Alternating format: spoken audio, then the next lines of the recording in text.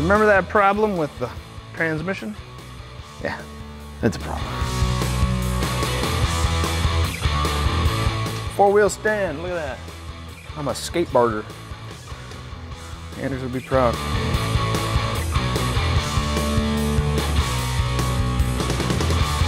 Hey, this is David with Hagerty and our Redline Rebuilds, and you can see I have a new, not quite shiny project.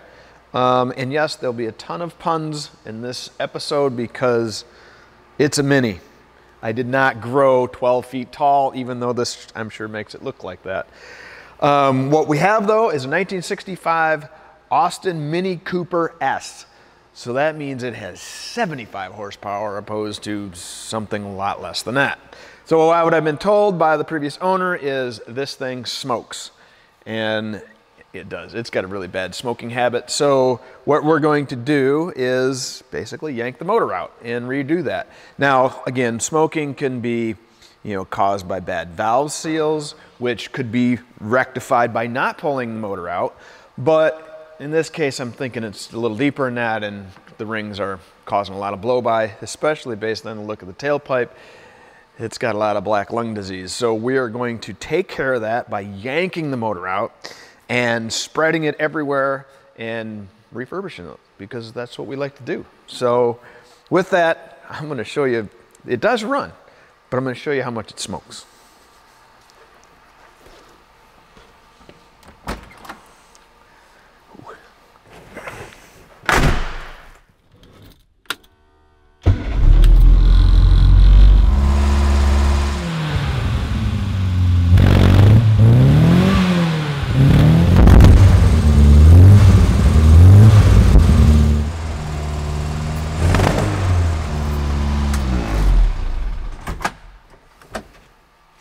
Was I right? Yes. It's smoky. So let's get this up in the air, start draining some fluids, and of course figure out how we're going to get it out. My understanding is it'll come up through the hood and away we rip, but there's obviously stuff on the bottom side that we need to disassemble.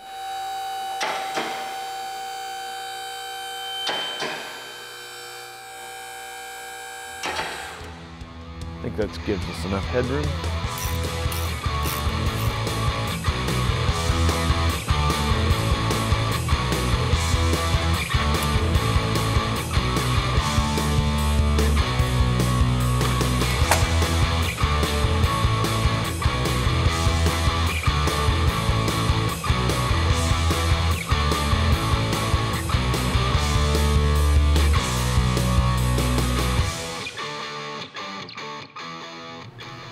Okay, now obviously brakes has absolutely nothing to do with the engine, but it does in this case because I need to take them off and hold them. Now, my rockauto.com tip of the day is this: do not hold your brakes like that.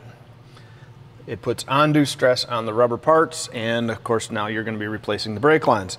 So if your mechanic's wire is not handy, take a coat hanger and hold it up and out of the way.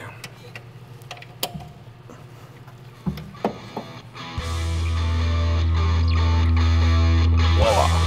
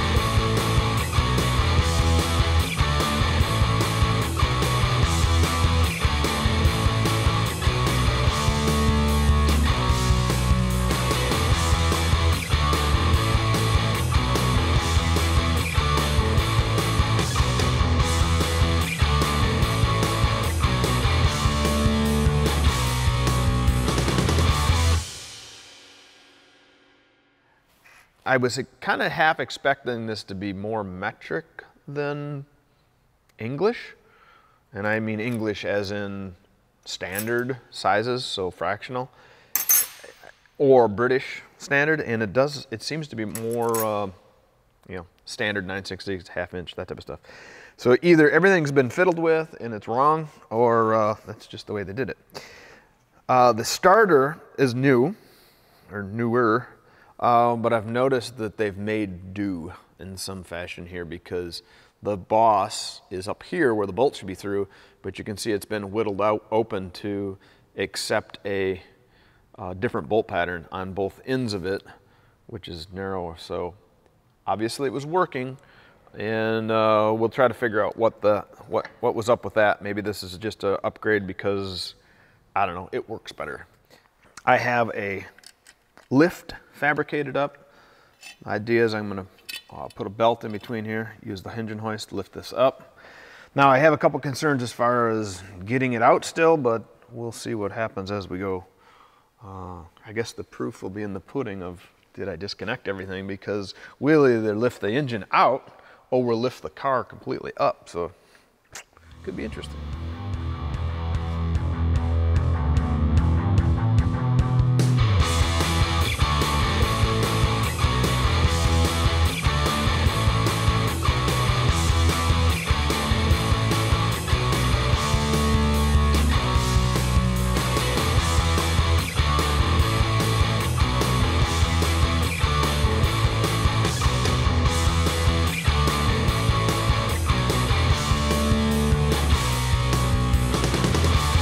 Oh.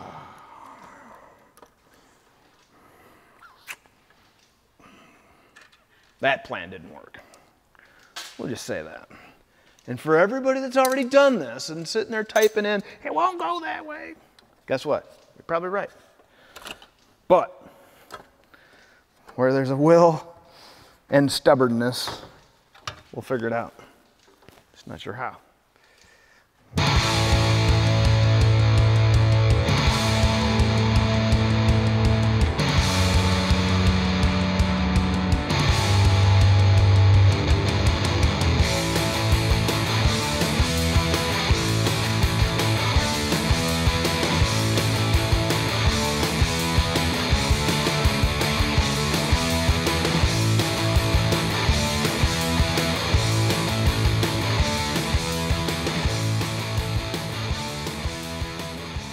Well, here it is in all its glory.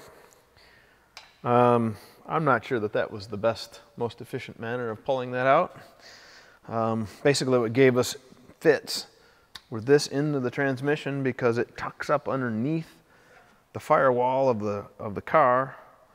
And then of course you have this side where the starter knob hangs out. It wants to be in the way there. And then of course your oil pan bumps out as well, and it catches on everything.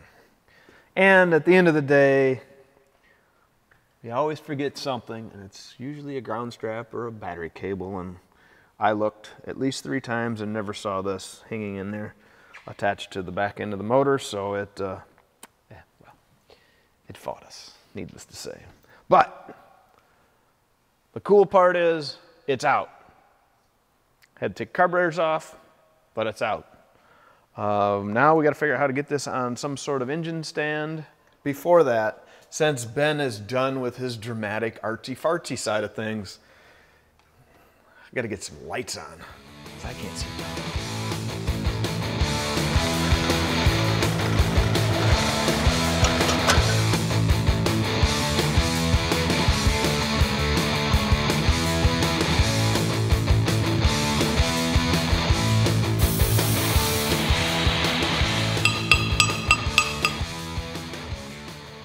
Okay, so here's the plan. This is going to go here. So I can already see I need to cut some of this out. Something like that. Now, since I really don't know what this hole pattern is, and it doesn't really matter, but they do have to go through there. So what I'll do is start with one hole Then I can actually set this in position on here. I can use this bracket and transfer this hole. It is straight up and down, so that'll be nice. There's a little hump that I need to go around, so I'm just gonna whittle out some of that with a plasma torch. And from there, finding these down here, I'll locate them off of this with a tape measure. But I'm also gonna get it higher in the air. This is, well, make it high level. But we'll start with one hole and go from there. It'll be a little bit of back and forth, cut and try, tool and die.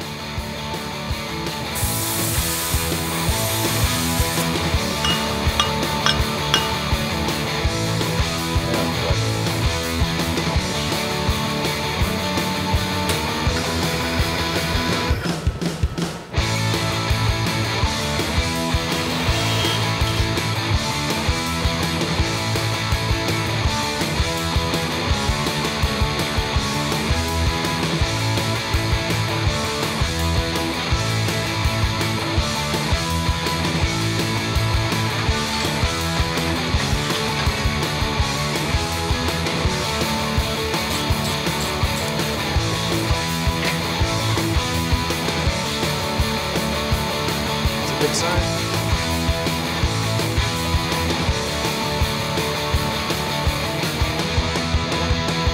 All right, well, our engine stand works.